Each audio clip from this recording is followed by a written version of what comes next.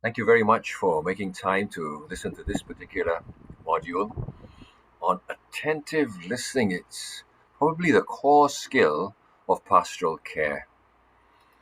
Um, I might have shown you this before, but this is at the heart of what we do when we uh, make a pastoral visit. We try to listen carefully, and this ancient character, uh, Chinese character, is made up of a number of different pictures. A ear, there's a king, there are 10 eyes, and one heart. When we truly listen to someone, we treat them like a king or queen. And we take the role of a servant, and the servant never interrupts the king, but wraps his ear around him, attending every word and facial expression with 10 eyes and one heart. So if at the end of each pastoral visit, the person feels that they've been listened to, that's what this whole thing is about. True listening gives the other person our full respect and undivided attention. I try to put myself into the other person's shoes. I try to feel what he feels and to think what he thinks. So I prepare myself before each session, and then of course we go into action. And after that, we take some time to reflect on the whole experience. The key is to give the person just a few minutes of undivided attention. And during that time, we're conveying respect, honor, and love. Um, we can't solve all their problems, but we are just there to be with them and to try and understand what they are facing. So, as you know, if we get a chance to meet face to face, the first thing we do is we pick up a stool and we sit down. But even on a Zoom call, I try to make sure that my posture is forward. Um, I'm leaning forward slightly. I'm trying to make eye contact, trying to see what's happening. I'm fully present, and hopefully the person can pick that up. And I'm listening all the time with not only my ears, but my eyes and my heart. I put my phone on silent, not looking at it, not distracted, full, undivided attention. You see the posture of these two young boys. They picked it up very quickly, and that lady really enjoyed their visit. We are listening for two things: the content of what the person is saying, but also how the person is feeling. So remember that this is part of the listening process that we go through. It involves both listening for content as well as feeling.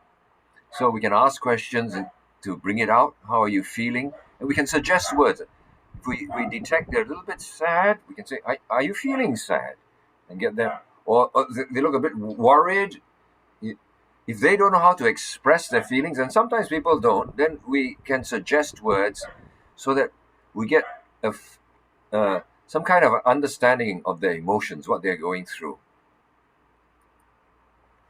We call this paraphrasing, and when we think we've understood, we say it back to them. Is this what you have been telling me?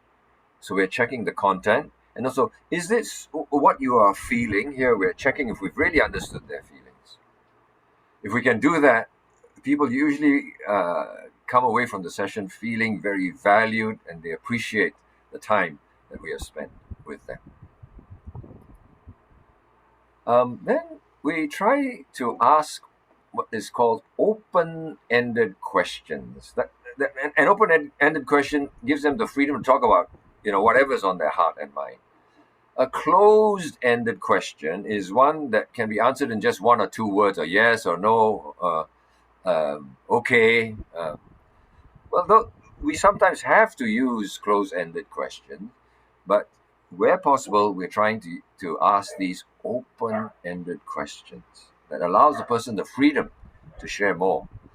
So questions at who, if they've been talking about someone, be clear about who they're talking about. Uh, ask them to describe what has been happening. When did this take place, or where, or why? And that allows them to answer in greater detail. Not to say we can't use close-ended questions. Sometimes we do have to, but that we should try and follow it up with an open-ended question. So, did you sleep well last night? No. And then you say, can you tell me why you're having difficulty sleeping? Yeah. Oh, sometimes I get volunteers who ask me, how do you strike up a conversation with a stranger? Well, every person's life is like a story with like many episodes, or it's like a book with many pages, and every new day is like one page of a book. And if we listen attentively, we can almost like read a living human document, the story of their life, and that's what we're trying to do. And most people will talk if they sense you are really listening. Of course, if they don't want to, you can just excuse yourself. And if you're actually physically present, you can move on. In our homes, you can move on to the next person. But for the Zoom calls, usually the people have agreed to come on and they already know what's happening and they're eager to spend that time with you. So sit down, greet them with a smile. I always introduce myself to them again. I don't assume they can remember me. Uh, and I say, my name is, and if I'm someone, I introduce the person also, the team member. We are volunteers. We are part of the pastoral care team in the home. And may we talk for you for a few minutes. We always get their permission to engage them. It's treating them with respect. And then, of course, we allow them to talk about anything is on their mind. I often say, Uncle, Auntie, can you tell me a little bit about your life? And if they don't are not so forthcoming, I ask, may I tell you a little bit about my own life? And usually they are quite keen to hear. So before each pastoral visit, I prepare myself with, one page, if you like, of my life story. And it's going to be short. I don't want to tell a long story about my life. This visit is not about me, but a short story, a little bit telling them a little bit about yourself often opens the way. So I give you an example. Just last week, I I met this gentleman, and he didn't seem so keen to talk about himself. So I just said, may I tell you a little bit about my own life? He said, yes, okay. Then I told him about when I was about 8 or 9 years old. I used to um, go to my grandparents' home quite often. Uh, and they were sometimes quite strict with me, and they would scold me. And if I was feeling upset, I would run out of the house. And nearby, they lived by the seaside. There was a seaside grape tree, which is quite tall, more than one story, nearly 2 stories high, lovely branches, thick leaves. And I could climb up that tree, high up in the branches, uh, and be hidden, and nobody would be able to find me. That was my way of escaping and finding a few moments of solitude and quiet.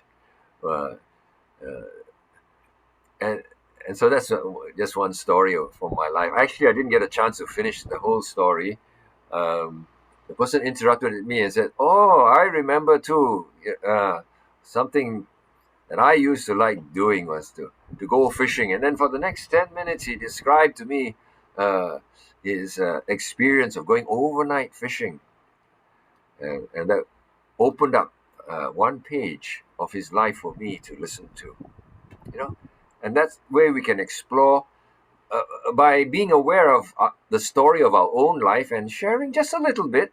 It opens the way for them to share some stories about their life with us, some of the memorable times that we have. So we are politely curious, but if we sense they are reluctant to disclose more, we don't probe. Now, very important, at the end of the session, a good session is 20 minutes. That's good. Uh, Towards the end, about the 15-minute mark, we're trying to just summarize what has happened, and it's like bringing it to a conclusion and to thank them for the time.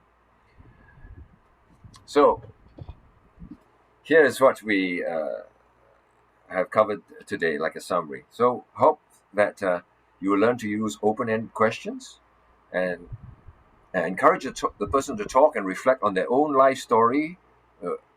And we have appropriate responses when we say, that's interesting. Can you say more about that? That encourages them to talk. We learn to paraphrase, to check the content. Is this what you've been saying? But not just the content, also the feelings. Is this what you're feeling? And the summary. Now, the summary makes the person feel that they've been carefully listened to. And then we end by thanking them for the time. Yeah. After meeting the person, we always end with a few minutes of reflection, and this is where we can write down some observations that we've had. So it's always good that we're doing this in teams. We compare notes, and this, of course, helps us if we get the chance to meet with the person again. But if you can send brief notes to us, and make sure that the resident chaplain has it, that's helpful. But then take time to reflect on yourself. Did you learn anything from this pastoral visits? And then I'd like to close with a brief prayer. It's like a way of coming down. So before going for a visit, we kind of like prepare ourselves. It's like a warm-up, but this reflection is a little bit like a warm-down. So that concludes my session on attentive listening, the core skill of pastoral care.